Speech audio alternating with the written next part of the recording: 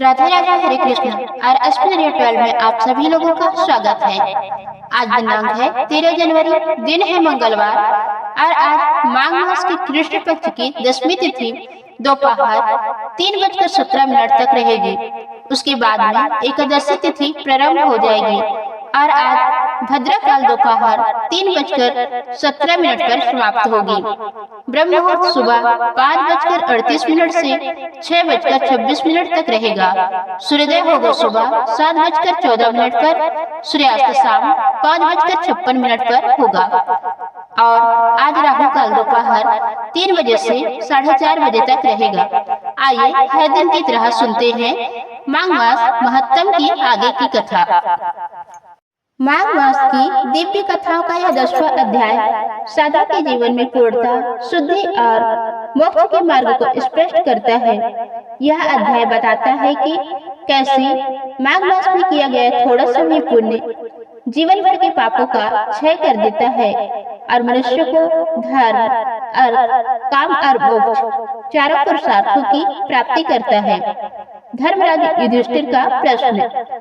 राजा परीक्षित के समक्ष जब माघ मास की महिमा का विस्तार हुआ तब धर्मराज युधिष्ठिर ने श्रद्धा से पूछा, हे नारद जी, आपने माघ मास के स्नान, दान, जप और व्रत की अद्भुत महिमा बताई, किंतु क्या ऐसा सरल उपाय भी है जिसे सामान्य गृहस्थ अपनाकर इस मास का पूर्ण फल प्राप्त हो सके? और क्या वास्तव में माघ मास मनुष्य को मोक्ष तक ले जाता है? नारद जी मुस्कुराए। उनके मुख से दिव्यवाणी फूटी, राजन, माघ मास स्वयं भगवान विष्णु का स्वरूप है। इस मास में किया गया प्रत्येक शुभ कर्म अच्छे फल देता है।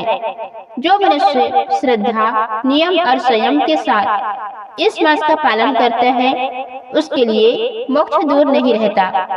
नारद जी ने कहा, माघ मास में सूर्य मकर राशि में प्रवेश करते हैं जिससे सूर्य की किरणें शुद्ध और सात्विक हो जाती है। यही कारण है कि इस काल में तीर्थों, नदियों और सरोवरों का जल अमृत तुल्य हो जाता है।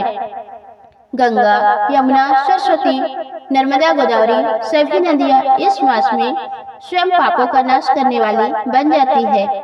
उन्होंने आगे बताया, माघ स्नान केवल शरीर की शुद्धि नहीं करता, यह मन और आत्मा को भी निर्मल करता है। जो व्यक्ति प्रातः ब्रह्म मुहूर्त में उठकर स्नान करता है, भगवान का स्मरण करता है और संकल्प लेकर दिनचर्या निभाता है, उसके जीवन में स्वतः ही सद्बुद्धि का उदय होता है। नारद जी ने एक प्रेरक कथा सुनाई। किसी नगर में हरिदास नाम का एक सामान्य गृहस्थ रहता था। ना तो उसके पास अधिक धन था, न ही वह बड़े बड़े व्रत कर पाता था, किंतु उसके हृदय में भगवान विष्णु के प्रति सच्ची श्रद्धा थी। एक वर्ष माघ मास आने पर उसने संकल्प लिया, मैं प्रतिदिन प्रातः स्नान करूंगा, थोड़ा सा दान करूंगा और भगवान विष्णु का नाम जपूंगा। हरिदास प्रतिदिन नदी के तट पर जाता, ठंडे जल से स्नान करता और एक दीपक जलाकर भगवान का स्मरण करता। उसके पास अधिक देने को कुछ न था, तो वह कभी मुट्ठी भर अन्न, कभी तिल, कभी गुड़ दान कर देता। कुछ दिनों बाद उसके जीवन में आश्चर्यजनक परिवर्तन होने लगे। घर में शांति बढ़ गई, मन की चंचलता कम होने लगी, क्रोध और लोभ घटने लगे। माघ मास समाप्त होने के कुछ समय बाद उसने देह त्याग किया। यमदूतों के स्थान पर विष्णुदूत आए और उसे वैकुंठ ले गए। नारद जी बोले, राजन, यही माघ मास की महिमा है। न धन की आवश्यकता है, न बड़े कर्मकांड, केवल श्रद्धा और नियम से मोक्ष की प्राप्ति होती है।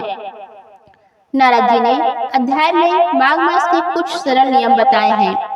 ब्रह्म मुहूर्त में उठना, यह समय साधना के लिए सर्वोत्तम है। प्रातः स्नान, नदी, सरोवर या घर में ही शुद्ध जल से स्नान करें। संकल्प और जप, ओम नमो नारायण का जप करना विशेष फलदायी है। सात्विक भोजन, तेल, मांस, मंदिरा और तामसिक आहार से परहेज करें। दान, तिल, गुड़, कंबल, वस्त्र, अन्न और घी का दान श्रेष्ठ माना गया है। सत्य और अहिंसा, वाणी और कर्म में शुद्धता होनी चाहिए। नारद जी ने कहा, माघ मास में दिया गया दान कभी निष्फल नहीं जाता। विशेषकर तिल का दान यमलोक के कष्टों से मुक्ति दिलाता है। कंबल का दान शीत और दरिद्रता को हरता है। अन्न का दान भूख और अभाव से रक्षा करता है। उन्होंने यह भी बताया कि दान करते समय अहंकार नहीं करना चाहिए।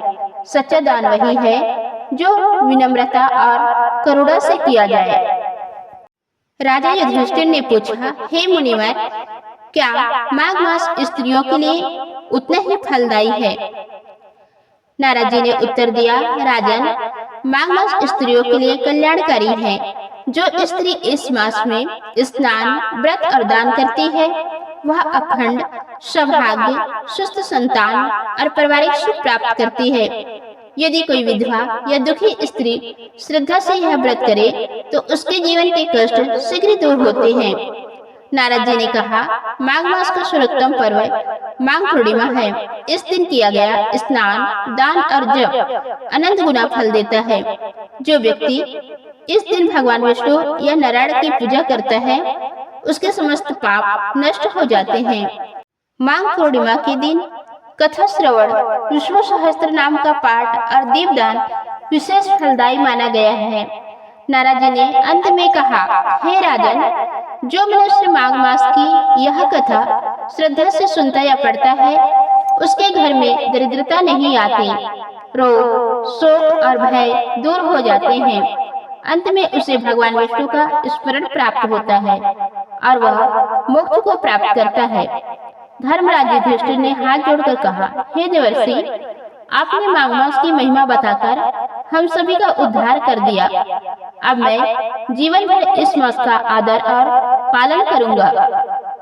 माघ मास का यह 10वां अध्याय हमें सिखाता है कि ईश्वर तक पहुंचने का मार्ग कठिन नहीं, यदि हृदय में सच्ची श्रद्धा हो, थोड़ा सा नियम, थोड़ी सी सेवा और निरंतर भगवान का स्मरण, यही माघ मास का सार है। जो इस मास का सम्मान करता है, उसका जीवन धन्य हो जाता है और अंत में उसे मोक्ष की प्राप्ति होती है। तो दोस्तों, ये थी आज की वीडियो। उम्मीद है आप लोगों को पसंद आई होगी। धन्यवाद।